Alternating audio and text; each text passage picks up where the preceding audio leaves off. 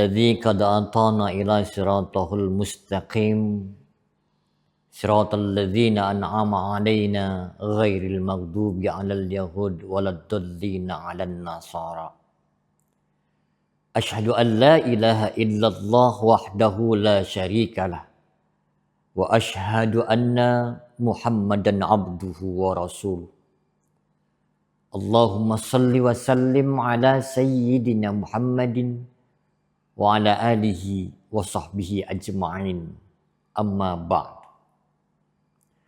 فقد قال الله تعالى في كتاب الكريم أعوذ بالله من الشيطان الرجيم بسم الله الرحمن الرحيم يا أيها الذين آمنوا كتب عليكم الصيام كما كتب على الذين من قبلكم لعلكم تتقون صدق الله العظيم وصدق رسوله الكريم ونحن على ذلك من الsyahidin.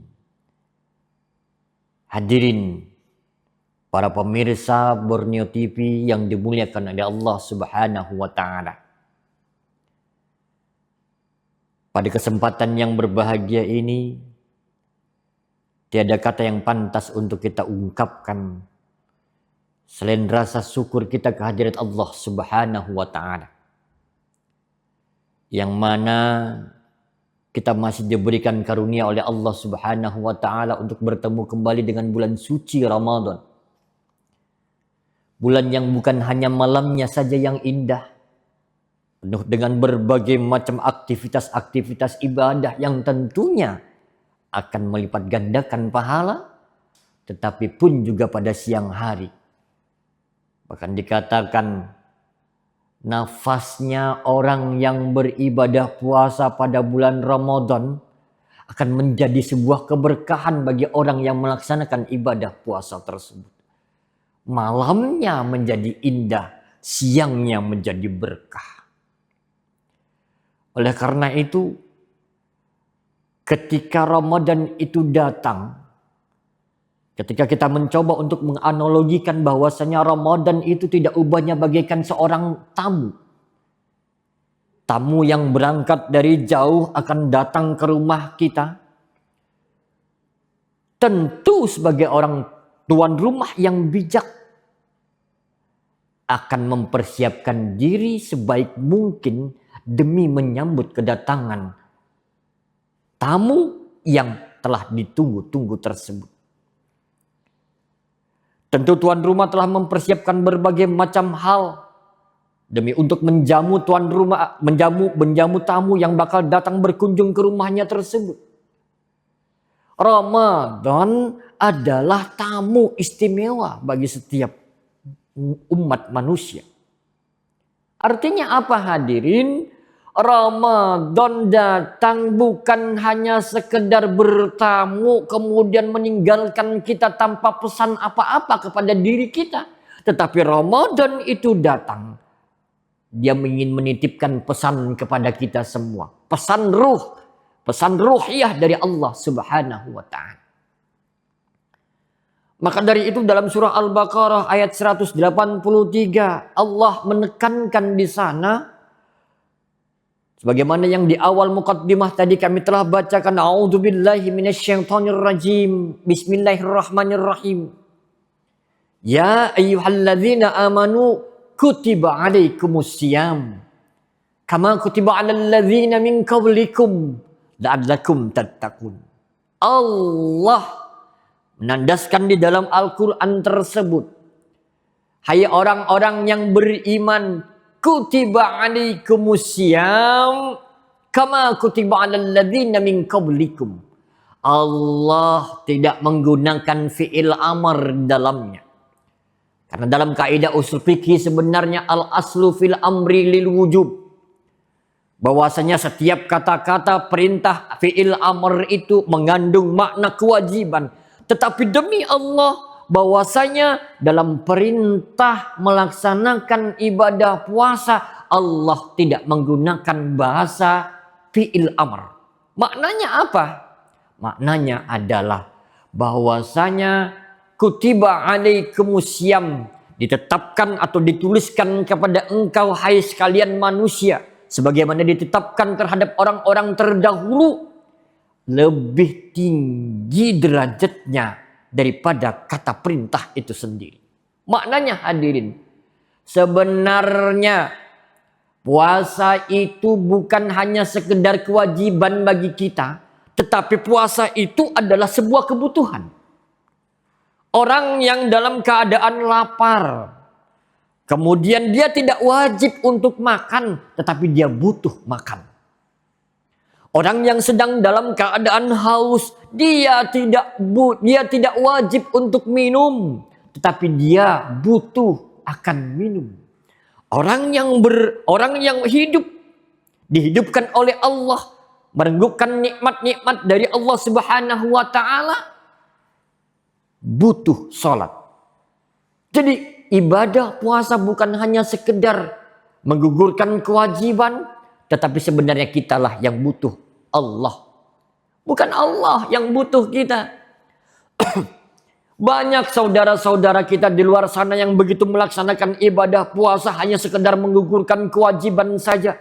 Yang penting tidak makan dan tidak minum. Apakah ini makna ibadah puasa? Yang penting tidak makan, yang penting tidak minum. Itu makna puasa. Hadirin yang dimuliakan Allah Subhanahu wa taala, ketika kita melaksanakan ibadah puasa seperti ini, hanya sekedar bebas daripada makan dan minum binatang, ular, binatang-binatang yang lainnya, itu lebih hebat beribadah puasanya dibandingkan dengan kita manusia. Mereka bisa bertahan tidak makan dan tidak minum. Berhibernasi, ular mampu berhibernasi selama 40 hari, 40 malam lamanya setelah dia makan. Kemudian dia berpuasa. Artinya hadirin, manusia dituntut bukan hanya sekedar menggugurkan kewajiban, tetapi ibadah puasa dijadikan kebutuhan. Oleh karena itu, penting bagi kita bagaimana meningkatkan ibadah kita dari sisi kualitas, bukan hanya kuantitas. Maknanya apa? Mari kita berpuasa bukan hanya sekedar menahan lapar dan dahaga saja, tetapi mari kita berpuasa dalam artian menjaga kualitas ibadah puasa kita. Ini yang terpenting hadirin. Bagaimana kita bisa menjaga kualitas ibadah puasa kita sehingga di hadapan Allah Subhanahu wa taala akan diijabah oleh Allah dan dikabulkan ibadah puasa kita tersebut. Karena apa? Kata Allah di dalam hadis qudsi, "Kam min shaimin laisa lahu min siyamihi illal ju' wal atas." Kata Allah dalam hadis qudsi, berapa banyak orang yang berpuasa tetapi dia tidak mendapatkan apa-apa dari puasa, ibadah puasanya itu selain dari lapar dan dahaganya saja. Artinya apa? Rutinitas ibadah puasa kita laksanakan pada bulan Ramadan hampir setiap tahun. Tanpa peningkatan kualitas ibadah puasa itu sendiri, maka puasa yang model seperti ini tidak akan mendatangkan manfaat kepada manusia itu sendiri yang sedang melaksanakan ibadah puasa. Sudah saatnya hadirin, mari kita tingkatkan kualitas ibadah puasa kita, merubah paradigma atau metode atau cara kita berpuasa dari model sekedar menggugurkan kewajiban, kemudian mari meningkatkan kualitas ibadah itu sendiri. Bagaimana standarnya? Yang pertama tentu adalah meningkatkan kualitas ibadah perlu adanya niat dan kesungguhan. Ini yang pertama. Apa itu niat yang ditanamkan pada saat kita beribadah puasa? Niat bukan hanya sekedar lafal yang kita ucapkan, nawaitu shauma ghadin dan seterusnya, tetapi niat yang ditanamkan itu adalah membersamai antara lafaz kita dengan sikap dan tingkah laku kita. Sehingga kita menjaga kualitas puasa kita ini dengan nawaitu yang memang benar-benar terjaga. Ini yang pertama. Kemudian yang kedua, bagaimana kita menjaga kualitas ibadah puasa kita. Kemudian peningkatan ibadah kualitas kita tersebut bagaimana sesuai dengan apa yang diinginkan oleh Allah dan Rasulnya. Berapa banyak orang yang beribadah puasa, kemudian akhirnya ibadah puasanya di awal-awal saja mampu bertahan. Pada hari pertama, pada putaran yang pertama dia mampu bertahan ibadah puasanya. Kemudian pada putaran yang kedua dan putaran yang ketiga dan seterusnya, ibadah puasanya pun juga ikut larut. Nilai-nilai semangat ibadah puasa, ibadah Ramadannya pun juga ikut larut sesuai dengan sesuai dengan kondisi dan situasi ketika dia menjalankan ibadah puasa. Di malam Ramadan, di hari-hari pertama, masjid sungguh penuh sesak. Tetapi itu kapan? Di awal-awal Ramadan. Di pertengahan dan di akhir Ramadan. Ramadan sudah mulai ditinggalkan. Masjid-masjid sudah mulai sepi. Artinya hadirin, semangat ibadah puasa memasuki Ramadan itu bukan hanya pada saat di awal saja. Tetapi hendaknya di pertengahan dan di akhir Ramadan pun juga harus kita tetap jaga. Inilah menjaga kualitas ibadah puasa kita. Akhirnya hadirin, mari kita bersama-sama meningkatkan kualitas iman dan kualitas ketakwaan kita. Yang bukan hanya saja sekedar menggugurkan kewajiban, tetapi memang benar-benar kita berharap rajanya Allah. Kita berharap-harap kepada Allah Subhanahu wa taala agar ibadah kita ini memang benar-benar terijabah. Karena yang tahu pahala puasa ini hanya Allah, hadirin.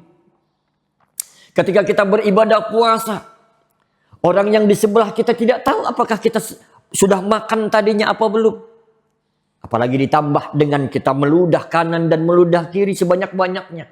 Orang lain akan melihat, oh hebat ibadah puasa orang ini. Terbukti dari cara dia meludah.